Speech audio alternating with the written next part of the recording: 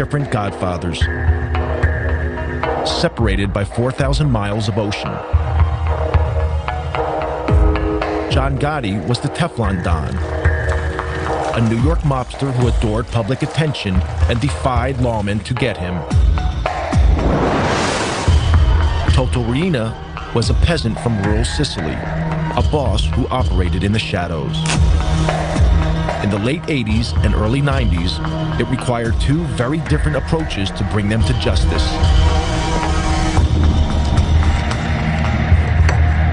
In the United States, crime fighters were tireless in their pursuit of Gotti.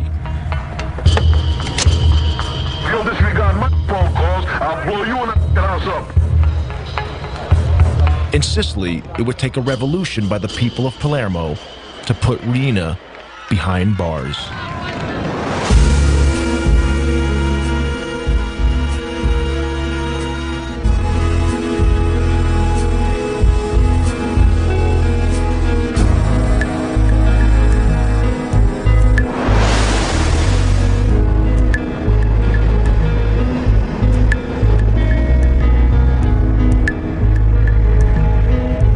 John Gotti was a violent and reckless hoodlum from his earliest days.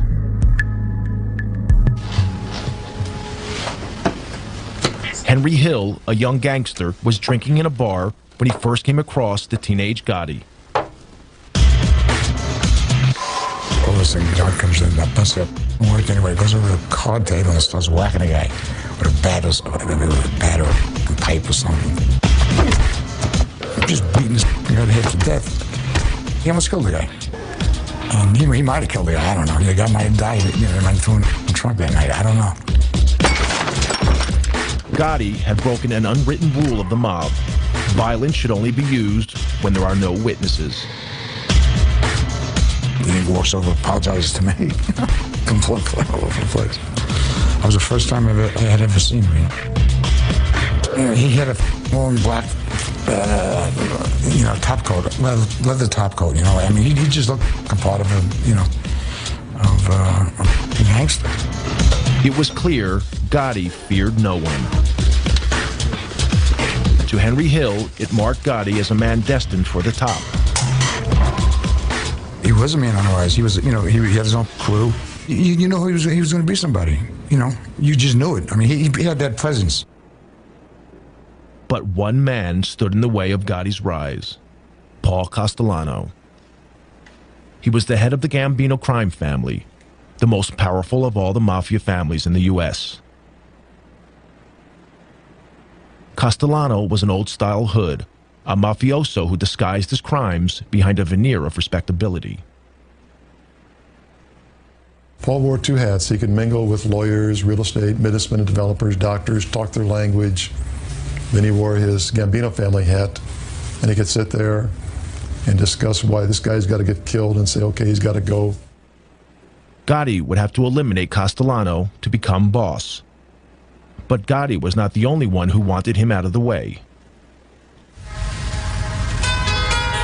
In 1983, President Ronald Reagan declared war on organized crime. The target was the Mafia's ruling body known as the Commission. On it sat Paul Castellano.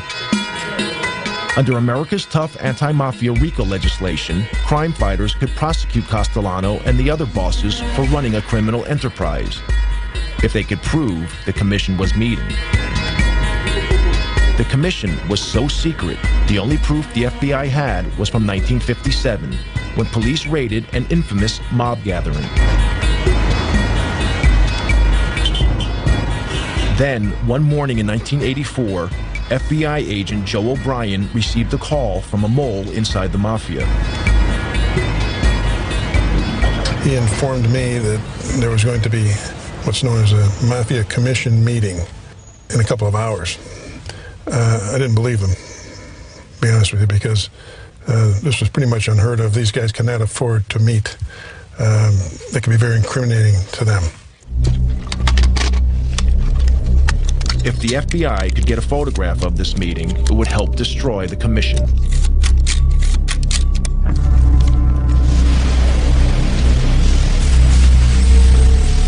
O'Brien and fellow agent Andy Currens staked out this building, a small house on Cameron Avenue, Staten Island, that belonged to a relative of a senior Mafia Don.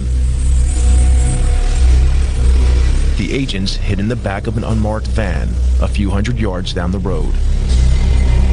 The van was right back here, right about where the white car is, right in front of the 54 there. That's about where we were parked. And we had a nice straight shot. There were no cars at that time. We had a straight shot down the street to 34 Cameron. So we sat there for 3 hours till about 4:30, and then they started coming out crime family by crime family. The top men in the Gambino, the Lucchese, the Colombo, and the Genovese families all emerged. Then finally our long-awaited guest of honor, if you will, Paul Castellano, came out. Castellano was the boss of bosses. It was like the king strutting out. You could almost envision a carpeted area. It was a real show of how the mob operates and mob protocol. It was very exciting. I don't know how Andy managed to keep the camera as still as he did. He used this shoulder right here as a tripod, and I just didn't breathe for the longest period of time. Castellano wasn't in any big rush. Took a couple of puffs on the cigar and got in the car and drove off. The photographs were dynamite. The FBI knew that such striking visual evidence was just the thing to put in front of a jury.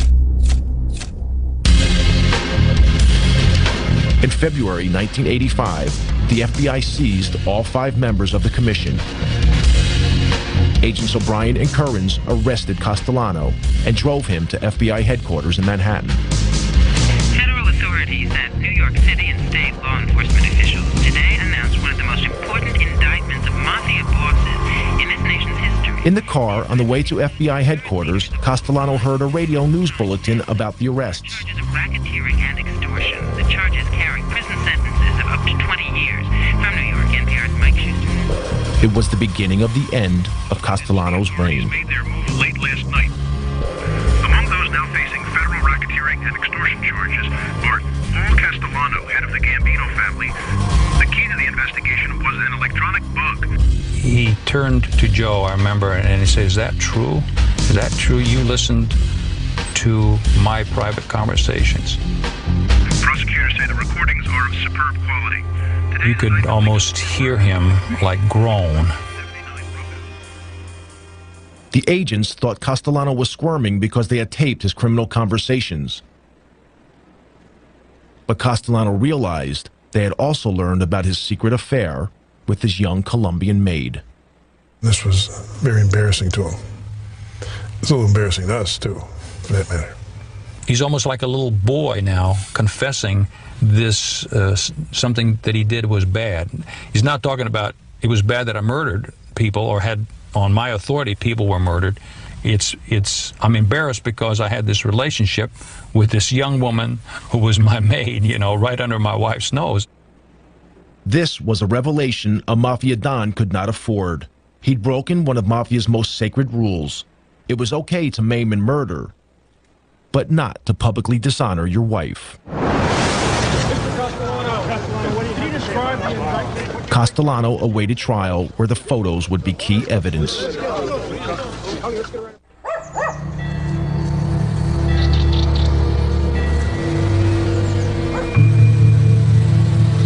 If the New York mob wanted to know what a Mafia war was like, they needed look no further than Sicily.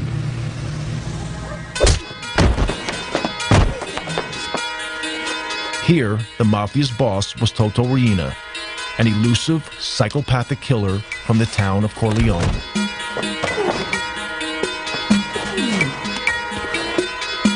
Corleone was a Mafia stronghold set high in the mountains of central Sicily.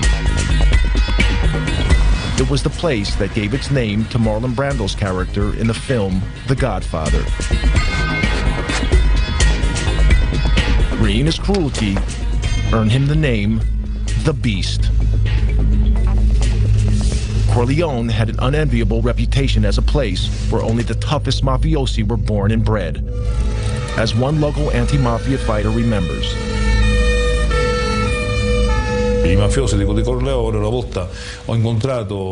I once met a Corleone Mafia person, and he looked me straight in the eye and said, "Listen, to be a real man, you need to have spent a few years in jail." This is the philosophy of the Corleone Mafia. For them, going to jail is like a baptism. A mafia member who hasn't been to jail isn't a real mafioso.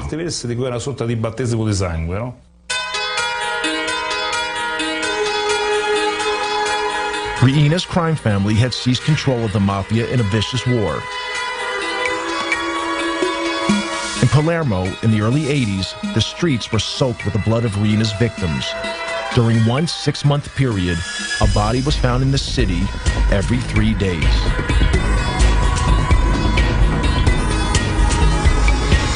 Palermo's mayor was Leo Luca Orlando, elected to office promising to end such crimes.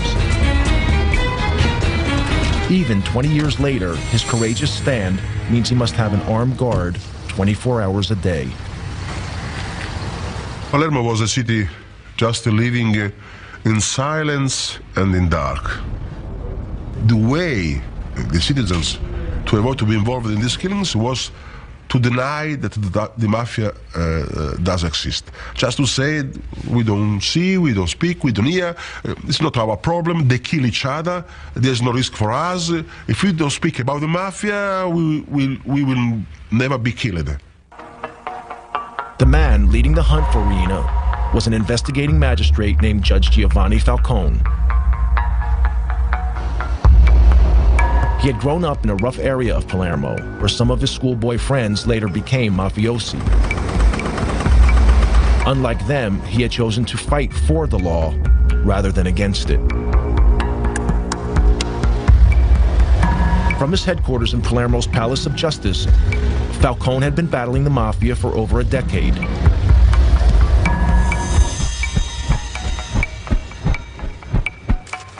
In 1987, he enjoyed his greatest victory.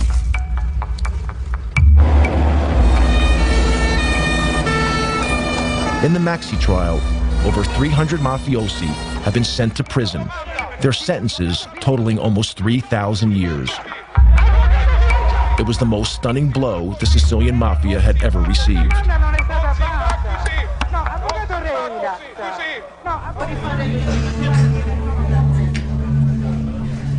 But mafia boss Toto Riina had escaped the roundup. He remained free, running his criminal empire from an unknown hiding place.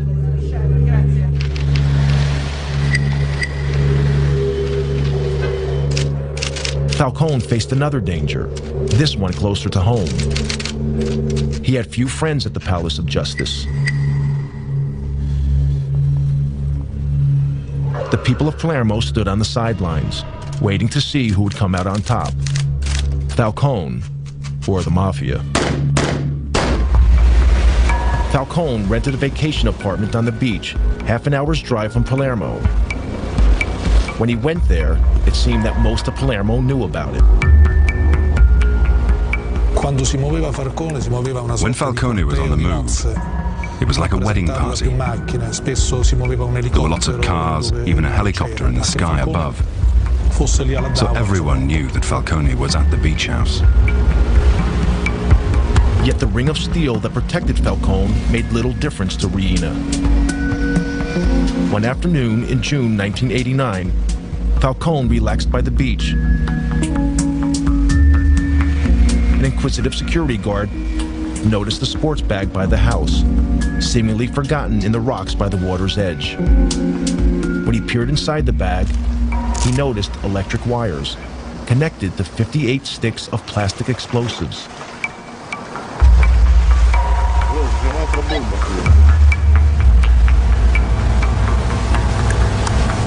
The bag was wired to explode if it was picked up. The bomb did not go off. Falcone had cheated death.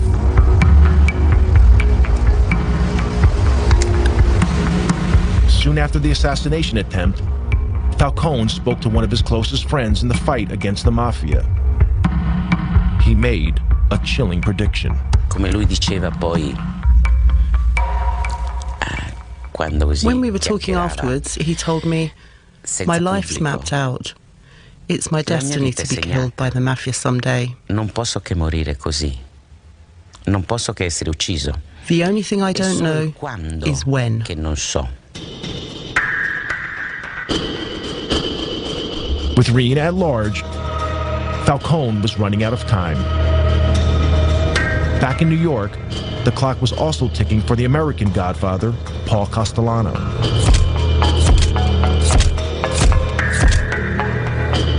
Castellano waited for his trial on racketeering charges. He rarely ventured from his home, this luxurious mansion in the most exclusive area of Staten Island. Enemies and friends alike called it the White House, and Castellano lived like a president. That meant he lost touch with feelings on the street, discontent that would be exploited by his rival, John Gotti. There's a lot of discontent with Castellano where they thought he was too involved in his legal trials. He wasn't running the family. It had become a family of the haves and have-nots. Castellano was making all the money. Guys like Gotti were out there starving. So there was a lot of dissension in the family. We knew there was meetings going on and there was a lot of discontent. In fact, Gotti posed as a have-not to win support for his bid to become boss. In reality, Gotti was making a fortune dealing heroin, making him a hero to his supporters.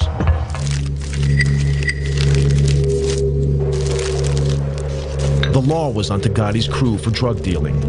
That brought more heat on Castellano. So he planned to break up Gotti's crew. Gotti knew he had to act. The stage was set for a showdown.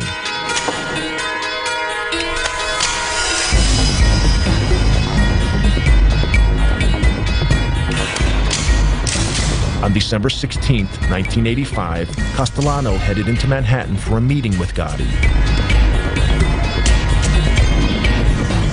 They were to meet here at Castellano's favorite steakhouse, Sparks, in Midtown Manhattan.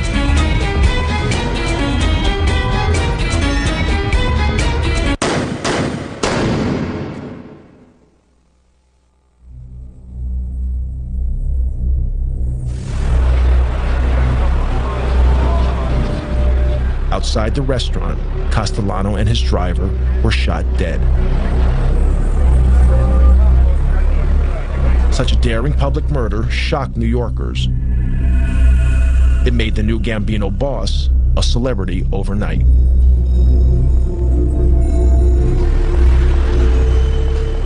At the time, Gotti was facing a trial on a charge of racketeering. Until the murder, few outside the world of law enforcement had even heard of Gotti. We went from having what was really kind of a, not sleepy, but routine organized crime case to the case of the decade. We had huge throngs of reporters outside the courthouse, in the courtroom. We had a big fish on the line. At his trial, Gotti was defended by flamboyant mob lawyer Bruce Cutler. For many years, Cutler has continued to act as Gotti's apologist. He had a remarkable insight into others, like a sense, almost a sixth sense, if you will, to size people up. Gotti could certainly size up a jury. In March 1987, the trial reached its conclusion. Gotti was acquitted of racketeering. But unknown to law officers, a juror had been bribed by one of Gotti's men. Gotti was tried in two other cases, both for assault, both defended by Bruce Cutler. How say you with respect to defendant John Gotti, guilty or not guilty? We find him not guilty. Each time, the Gambino boss got off. Bribery and intimidation of witnesses saw to that. The nickname, the Teflon Don, was born. Gotti was different from almost any other godfather. He made little secret he was a Mafia Don, and enjoyed that everyone knew he'd risen from Brooklyn poverty to become the boss of bosses. He was born dirt poor, was on the street since he's 12, was on the cover of Time magazine in his 40s, and he took on the system. In the opinion of his former attorney, Gotti was a modern-day Robin Hood, standing up to those in power. Jewish people, Irish people, working people, union people, construction workers, policemen. My father was a detective. Some of our strongest supporters that used to cheer for us were local police, not because they're allowed to, but it was the alphabetized government thugs we fought. The FBI, Internal Revenue, INS, CIA, those faceless, robotic government thugs that come at you and can destroy your life. The murderous reality of Gotti's brutal reign was very different. Gotti's love of public adoration would be exploited by the FBI and prove to be the Teflon Don's undoing. American mob boss John Gotti loved the limelight, but the head of the Sicilian Mafia, Toto Riina, stayed out of sight.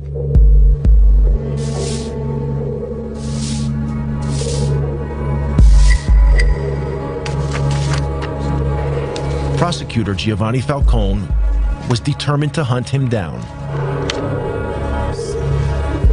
Falcone needed a way of connecting Mafia boss Riina to the crimes carried out in his name by his army of killers.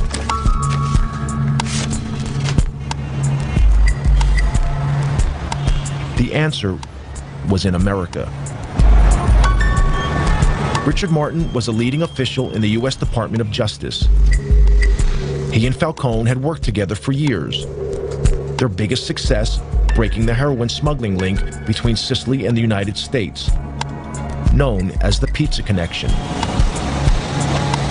Falcone relished his trips to the U.S. The life that he led in Sicily was almost the life of a prisoner. He went from a bulletproof car to a protected office. Instead, when he came to New York, he could go shopping, he could go to restaurants, he could come to our offices, we could go to our homes and meet our families together. And so for him, New York was like freedom. Falcone's visits to New York were for more than pleasure.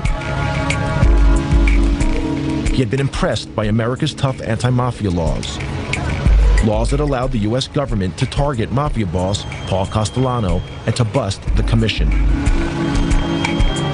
I think it also liberated his thinking and allowed him to sort of see beyond his own sort of realm coming here. So I think he not only enjoyed it, but I think it was very good for his vision of the way that he was going to attack the Mafia and the way in which he would work with Italian law enforcement.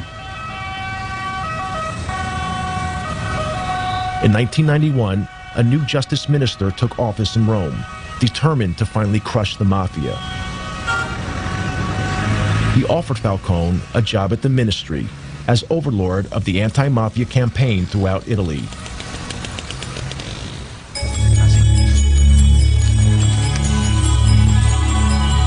Falcone jumped at the chance of leaving Palermo and putting into practice the lessons he had learned in the United States.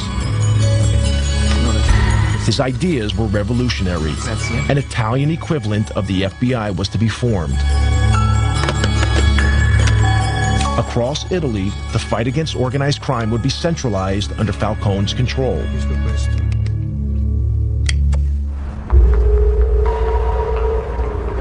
Riina, the beast from Corleone, felt threatened. A few years before, he had failed to kill Falcone at his beach house. Now, Riina would try again.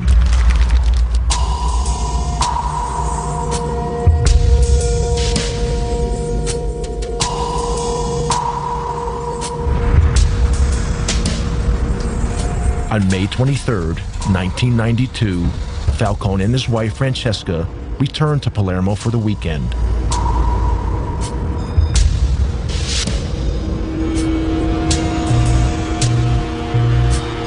few miles from the airport, several of Riina's men had placed a half-ton bomb in a drain pipe under the highway that ran from the airport to the city. The men hid in a building above the road, armed with a remote-controlled detonator.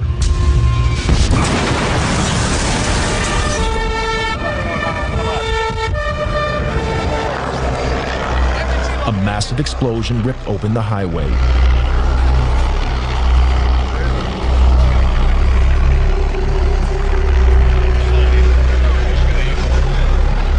The explosion was so enormous, it registered on local earthquake monitors.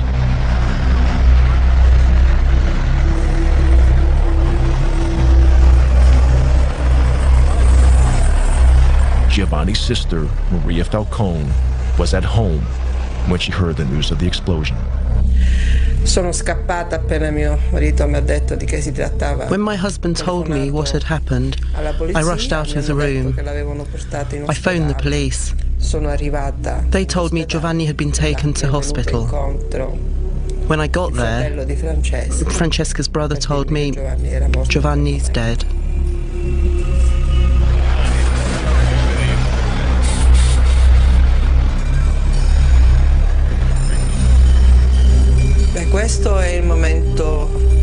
This was the saddest moment ever.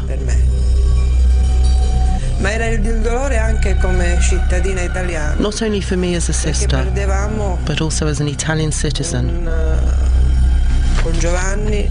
Because we felt that in losing Giovanni, our greatest chance of beating the Mafia had gone. Falcone was not only a colleague, I was proud to think of him as a colleague, but a friend. I was enormously saddened, and it was as if part of what we all worked for had been lost. Riina reputedly threw a party, toasting Falcone's demise with champagne.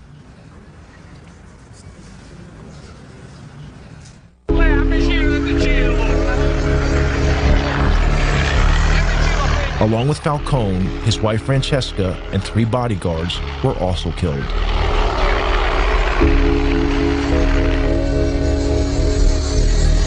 Thousands gathered at the church of San Domenico in Palermo for the funeral, waiting patiently for hours in the rain.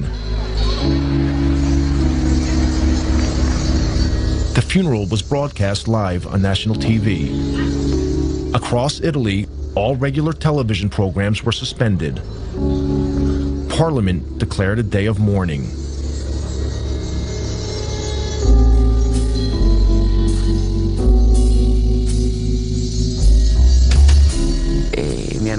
When they asked me what I did when I heard the news, I said I cried. Someone said, "You're Judge Ferraro. What do you mean you cried?" I replied, "Yes, I cried, and I'm not in the slightest bit ashamed of it." Italy was shocked and angered. It didn't deter Toto Riina. Anyone who stood in his way would meet a similar fate.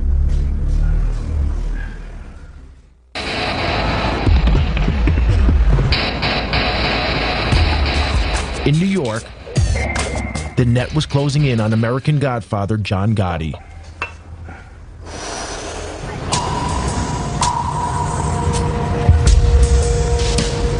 This clothing store in Manhattan's Little Italy was once the Ravenite Social Club, the nerve center of the Gambino crime family operation.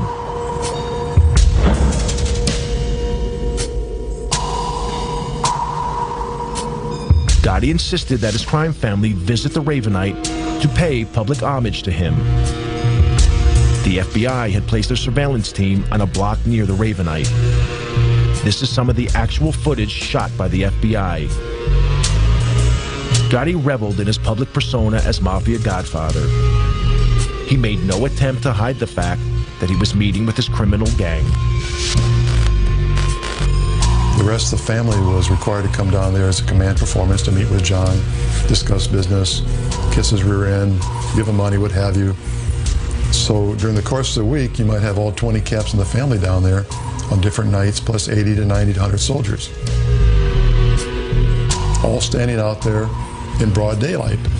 And for us, it was a gold mine, just seeing, identifying the entire Gambino family during the course of the week, all in one place.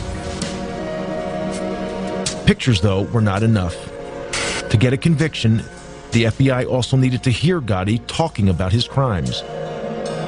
They had bugged the Ravenite, but the mics had so far failed to pick up much. Then, they had a break. An informant told them Gotti always held his most important meetings in an apartment upstairs, owned by the elderly widow of a Gambino member.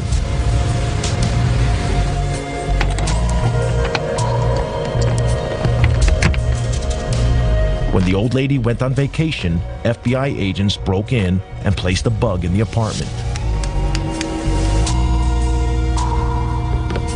But a few days later, we heard the back door of the social club open up, and we heard him walking up the stairs, and sure enough, we hear the door, apartment number 10, open. And they all sit down, and they start talking. And after a few minutes, it became obvious that they weren't concerned about microphones because they had a radio on, but they turned it down because it was too noisy. They all talked loud because we found out later John Gotti's deaf in one ear. So the tapes are all loud and clear and tremendous quality. You tell this punk, I admit John Gotti, and I will sever your mother head off. The secret recordings revealed the true face of a Mafia godfather, very different from the one Gotti showed his adoring public. John, listen, I called your house 5 times yesterday. Now, if you'll disregard my phone calls, I'll blow you in the house up. When John's upset, he starts talking loud and clear, and he forgets about things he should not talk about, like past murders. Gotti was arrested. In January 1992, he was sent to trial, facing charges of multiple murder and racketeering. It would be his 4th trial in 6 years. Yet again, New York was riveted by John Gotti. Celebrities flocked to the trial. The gallery, it was almost a circus-like atmosphere. Mickey Rourke came in one day. Anthony Quinn came in to watch the trial. They sent in a boxer, Ronaldo Snipes, who glowered at the jury and within half an hour was kicked out. John, listen, I called your house 5 times yesterday. Now, if you'll disregard my phone calls, I'll blow you in the house up. Gotti was his normal cocky self, he's full of bravado. But when you played those tapes, you watched his face, and you knew that's the last thing you wanted to hear was his big mouth.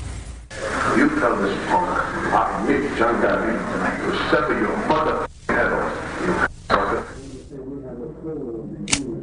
Gotti had damned himself, but the tapes would have another unexpected impact. Also arrested with Gotti was his loyal right-hand man, Sammy the Bull Gravano. Dominic Montiglio went to school with Gravano. Later, both men would become mobsters with the Gambino crime family. Sammy was always a tough kid. He and I went to school together from when we were like in kindergarten. I mean, he killed his brother-in-law. Louis, which was like his childhood friend. I mean, Louis Melito. They grew up together and hung out together. They stole together. They did all of that. He killed Louis. You couldn't trust Sammy. Gravano had become disillusioned with Gotti. To Gravano, a real godfather shouldn't be courting publicity. He should be operating in the shadows, like Paul Castellano had done. But Gotti had no respect for anyone, including his underboss, something that the FBI exploited. At a pretrial hearing, Agent Bruce Mao played Gotti and Gravano a tape. On it, Gotti was extremely critical of his underboss.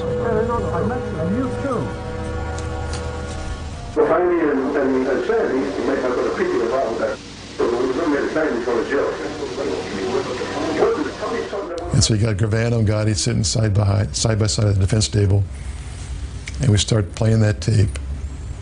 And Sammy turns red. He's starting to explode. He's just ready to burst.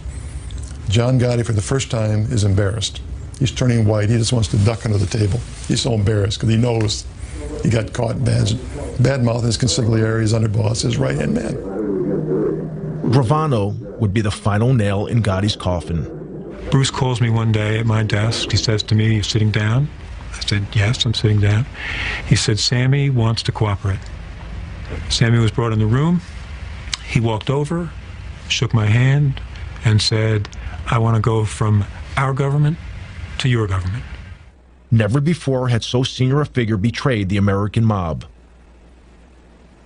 Gravano's testimony landed the killer blow in court. He revealed how he and Gotti had planned the murder of their one-time boss, Paul Castellano, then watched from a car as Castellano was gunned down.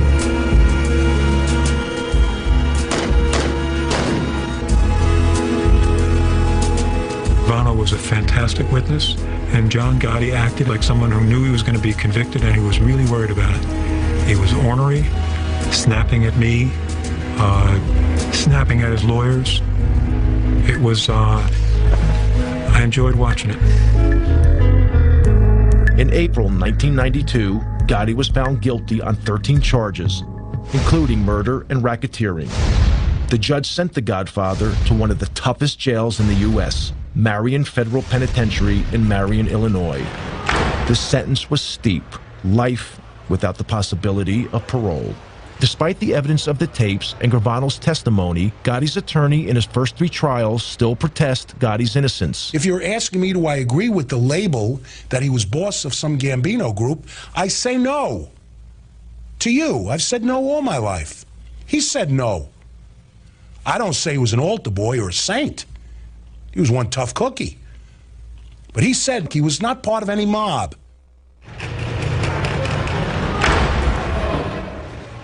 In the United States, the mob boss, John Gotti, was facing a life sentence in prison. But in Sicily, the Italian government seemed powerless. Mafia godfather Toto Riina killed at will. Anti-mafia prosecutor Giovanni Falcone had been murdered. Palermo waited anxiously for Riina's next move. Falcone's mantle had fallen to another magistrate, Paolo Borsellino. Borsellino and Falcone had grown up together and had devoted their adult lives to fighting organized crime.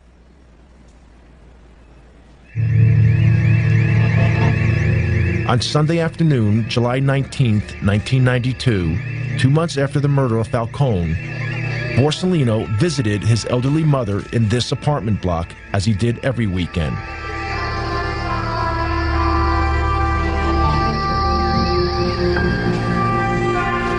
A massive car bomb exploded, killing Borsellino and 5 of his bodyguards.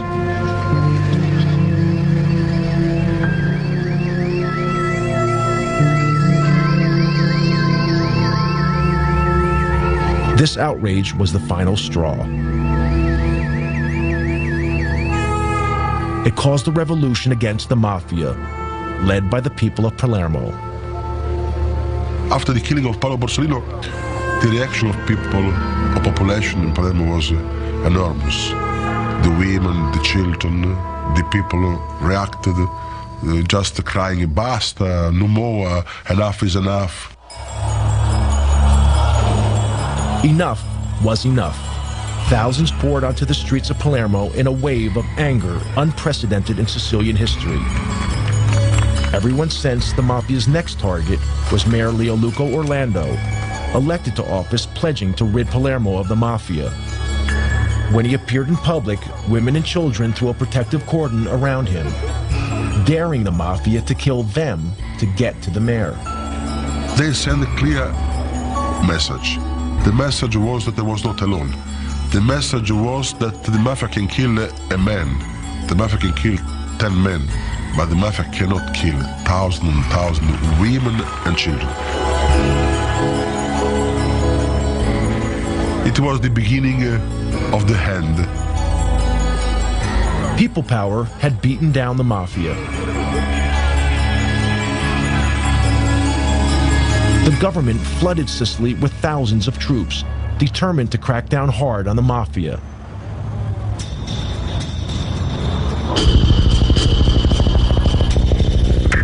In January 1993, Italian police nabbed the biggest prize of all. Following a tip-off, Toto Riina was finally arrested.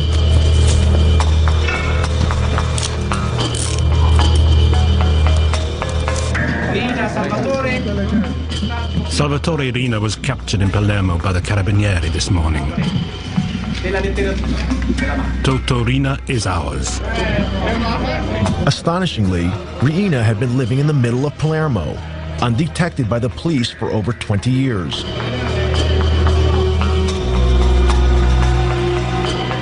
When Riina was paraded in public, Italians were shocked. This inoffensive-looking, peasant-like character was responsible for the brutal slayings of Falcone and Borsellino, along with hundreds of others. At his trial, Riina painted himself as a poor old man who knew nothing about the Mafia.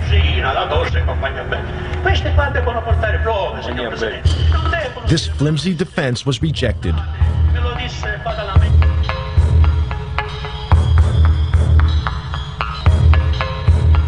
Riina was sentenced to life imprisonment to be served away from Sicily in a jail on the Italian mainland.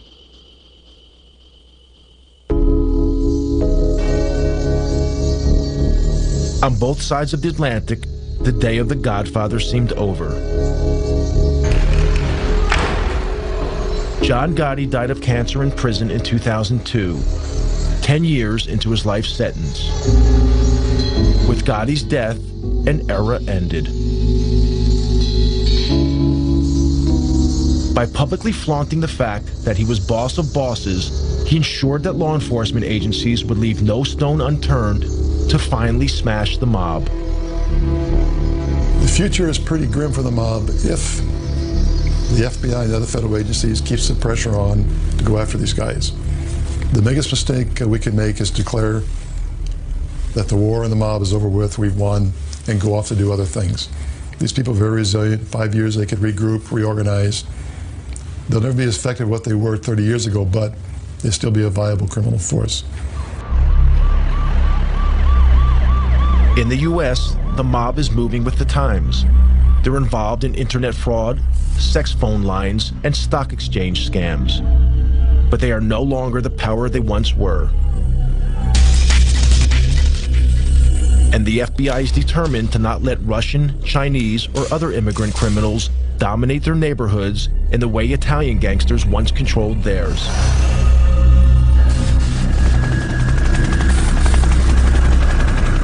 In Sicily, they are also keeping the pressure on.